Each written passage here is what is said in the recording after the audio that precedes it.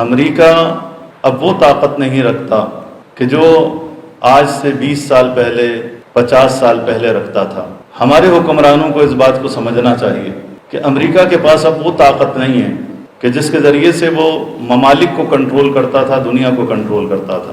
اب نئی طاقتیں ابھر رہی ہیں، مشرق کی طاقتیں، کہ جن سے ہاتھ ملانے کی ضرورت ہے، جن کے ساتھ کھڑا ہونے کی ضرورت ہے۔ 76 سالوں سے پاکستان امریکہ کی غلامی کی وجہ سے آج اس بدحالی تک پہنچا ہے۔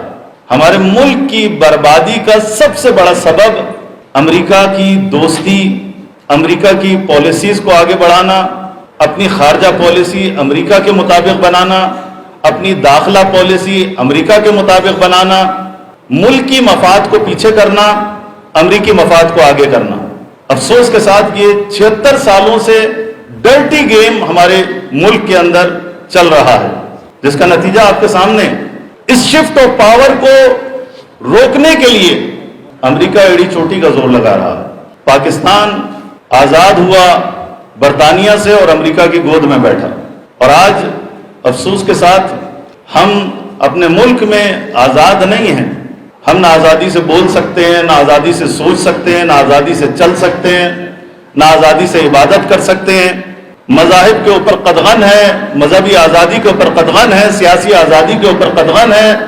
ہم نہ احتجاج کر سکتے ہیں، نہ ووٹ ڈال سکتے ہیں، نہ اپنی مرضی کی حکومت بنا سکتے ہیں، نہ اپنے مرضی کا صدر اور وزیر اعظم لا سکتے ہیں۔ ہم کچھ نہیں کر سکتے، ہم بے بس ہیں۔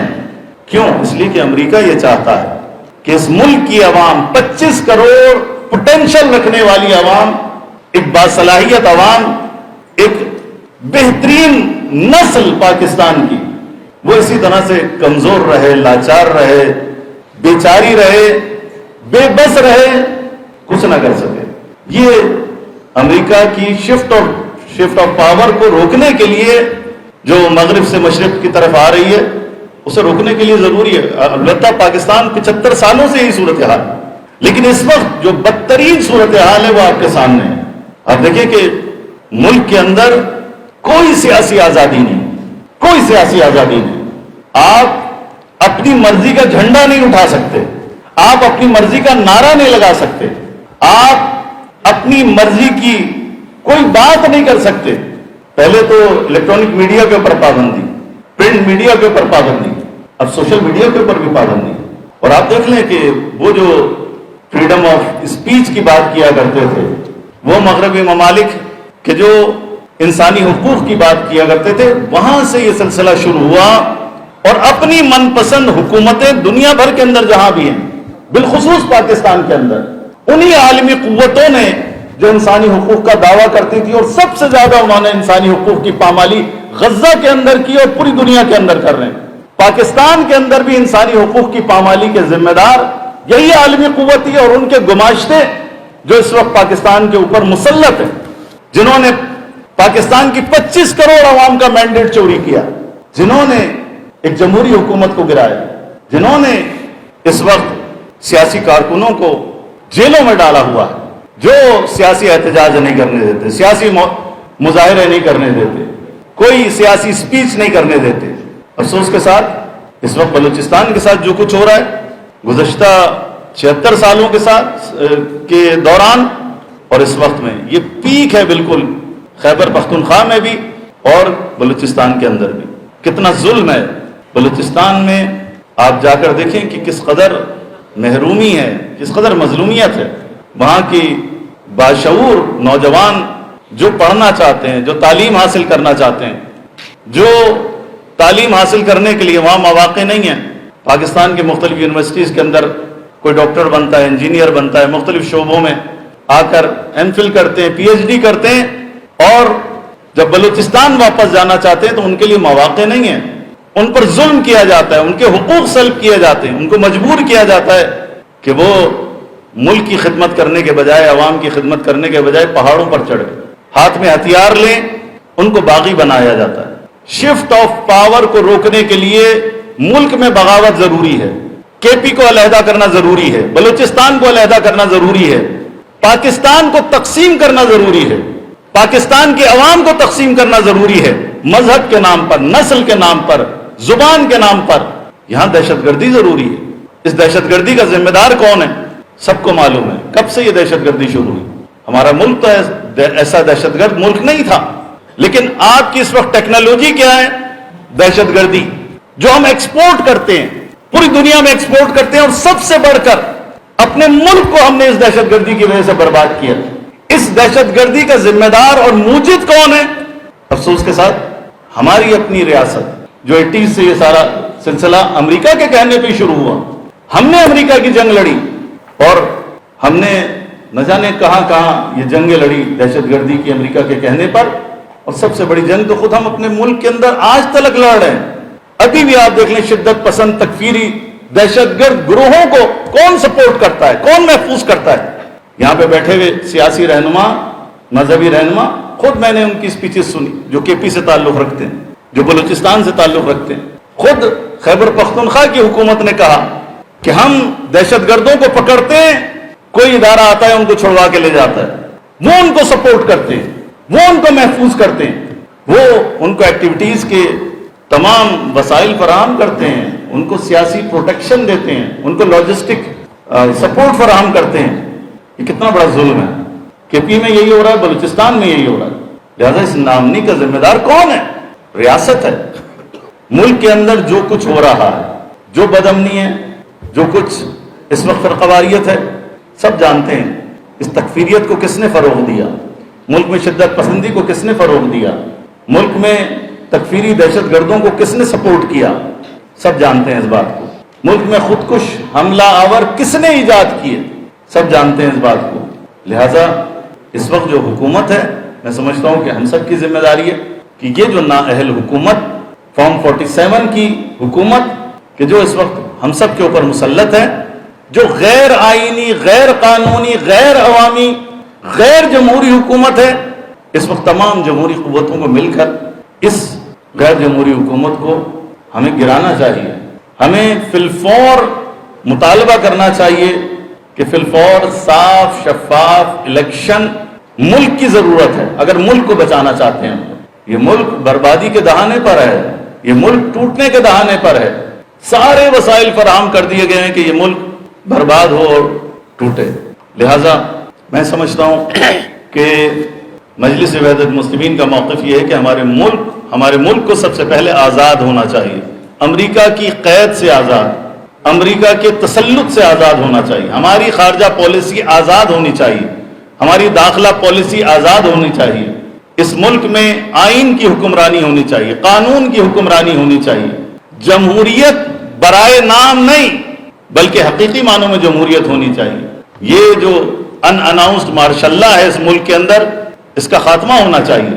سب جانتے ہیں اس بات کو کہ ہمارے ملک کے اوپر گزشتہ 75 سالوں سے افسوس کے ساتھ غیر مرئی بلکہ اب تو مرئی یعنی نظر آنے والی اس وقت قوت مسلط ہے، اور باقی ہمارے حکمران وہ سوائے پپٹس کے اور کچھ بھی نہیں، ان کے اختیار میں کچھ نہیں۔ اب تو کھلے عام آپ کو معلوم ہے کہ ہمارے تمام اداروں کے اندر اس وقت سٹنگ ملٹری آفیسرز اور ریٹائرڈ فوجی افسران تمام محکموں کے اوپر اس وقت قابض ہیں، وہ موجود ہیں، وہ پالیسی بنا رہے ہیں، وہ محکمے چلا رہے ہیں، وہ ساری چیزیں چلاتے ہیں۔ خارجہ پالیسی بھی ان کے اختیار میں، داخلہ پالیسی بھی اختیار میں، ریاست کے پاس یعنی حکومت کے پاس کچھ بھی نہیں ہے۔ لہٰذا میں سمجھتا ہوں کہ مرکزی ترین نقطہ یہ ہے، خداوند عالم نے اپنی پاک کتاب میں ارشاد فرمایا کہ وَلَقَدْ أَرْسَلْنَا رُسُلَنَا بِالْبَيِّنَاتِ وَأَنزَلْنَا مَعَهُمُ الْكِتَابَ وَالْمِيزَانَ لِيَقُومَ النَّاسُ بِالْقِسْطِ۔ اللہ سبحانہ وتعالی ارشاد فرما رہا ہے کہ بے شک ہم نے رسولوں کو بھیجا، وَأَرْسَلْنَا مَعَهُمُ الْكِتَابَ وَالْمِيزَانَ، کتاب اور میزان دے کر رسولوں کو بھیجا، لِيَقُومَ النَّاسُ بِالْقِسْطِ، تاکہ لوگوں کو عدل و انصاف کے لیے کھڑا کیا جا سکے۔ بالعدل قامت السماوات والارض، عدل کے ذریعے سے اللہ نے آسمان اور زمین کو قائم کیا ہے۔ عدل نہ ہو تو نہ زمین اپنی جگہ پر رہ سکتی ہے، نہ آسمان اپنی جگہ پر رہ سکتا ہے۔ دنیا تو ہو بالا ہو جائے اگر عدل کا نظام نہ ہو، ملک تباہ ہو جاتے ہیں جہاں پر عدل نہیں ہوتا، انصاف نہیں ہوتا۔ اور 26ویں آئینی ترمیم کہ جس کے جو زبردستی ہمارے ملک کے اوپر مسلط کی گئی، جس طرح سے ہماری عدلیہ کو محدود کیا گیا، مقید کیا گیا، اس کے اوپر یہ آئینی ترمیم کر کے نام نہاد جس طرح سے عدلیہ کی آزادی کے اوپر قدغن لگائی گئی ہے، اب کس سے جا کر انصاف مانگیں؟ اب کس کا گریبان پکڑے؟ کس سے پوچھیں کہ بھئی مجھے انصاف کیسے ملے گا؟ آخری دروازہ جہاں سے انصاف ملنے کی امید ہوتی ہے وہ عدلیہ ہوتی ہے۔ عدلیہ بھی اس وقت دوسروں کے کنٹرول میں ہے، جج آزاد نہیں ہے، عدلیہ آزاد نہیں ہے، افسوس کے ساتھ۔ لہٰذا میں سمجھتا ہوں کہ اس وقت میں ہم سب کی ذمہ داری ہے، ہم سب جو پاکستان کے بیٹے ہیں، ہم سب جو سیاسی کارکن ہیں، ہم سب کی ذمہ داری ہے کہ متفقہ طور پر ہمیں اس جمہوری جدوجہد میں سب سے پہلا مطالبہ یہی کرنا چاہیے کہ ہم ایسی غیر آئینی حکومت کو تسلیم نہیں کرتے اور فی الفور صاف شفاف الیکشن ہونے چاہیے۔ احمد ولی خان صاحب نے جو یہاں پہ قراردادیں جو جرگے کی پیش کی ہیں بلوچستان اور خیبر پختونخوا کی، میں ان کی حمایت کرتا ہوں۔ اس کے علاوہ آخر میں یہ عرض کروں گا کہ خیبر پختونخوا میں ہی جہاں اور دیگر مسائل ہیں، وہاں آپ دیکھیں کہ گزشتہ 1 سال سے ٹل پارا چنار روڈ بند ہے۔ 1 سال سے پوچھا جائے حکومت سے کہ بھائی کیا بات ہے، کیوں ٹل پارا چنار روڈ بند ہے؟ کوئی جواب نہیں ان کے پاس۔ کس وجہ سے بند ہے، کیوں بند کی ہوئی ہے؟ وہاں پارا چنار کے اندر لوگ اس وقت بھوکے مر رہے ہیں، معیشت کا برا حال ہے، لوگوں کے لیے آنے جانے کے لیے پرابلم ہے، راستوں میں لوٹ مار ہوتی ہے، لیکن حکومت کہتی ہے جناب ہم تو بڑے طاقتور ہیں، ہم تو بڑی بڑی دہشت گردوں سے نمٹ سکتے ہیں، لیکن افسوس کے ساتھ وہ ٹل پارا چنار روڈ نہیں کھول سکتے۔ آپ دیکھیں بلوچستان کے اندر اور کے پی کے اندر انہوں نے آپریشن کے نام پر کیا کچھ کیا ہے، زائرین کے اوپر پابندی لگائی، افسوس کے ساتھ کہ زائرین وہاں سے نہیں گزر سکتے چونکہ حالات خراب ہیں۔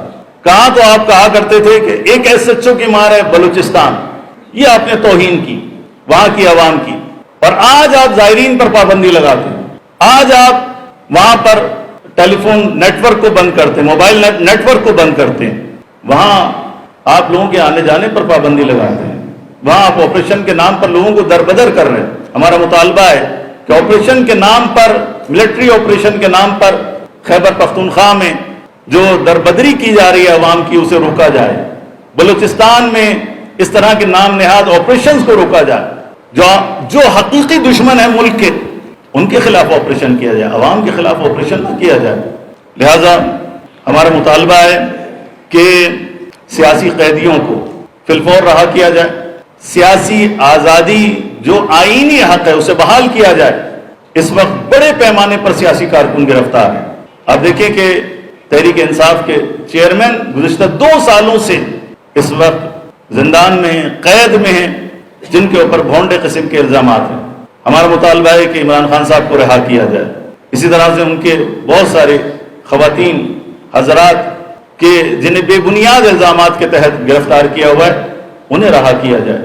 اور اسی طرح سے بلوچستان، خیبر پختونخوا، پورے پاکستان میں، سندھ کے اندر بھی مسنگ پرسنز کا مسئلہ بہت امپورٹنٹ ہے۔ مذہبی حوالے سے بھی مسنگ کیا ہوا ہے، سیاسی حوالے سے بھی مسنگ کیا ہوا ہے، قومیتوں کے نام پر مسنگ کیا ہوا ہے۔ ہمارا مطالبہ ہے کہ قانون اور آئین کے تحت ان سب کو، اگر وہ کوئی خطا کار ہیں تو انہیں عدلیہ میں پیش کیا جائے، عدالت میں پیش کیا جائے، انہیں اگر وہ بے گناہ ہیں تو انہیں آزاد کیا جائے۔ مسنگ کرنا غیر قانونی، غیر آئینی ہے اور اسے جرم قرار دینا چاہیے۔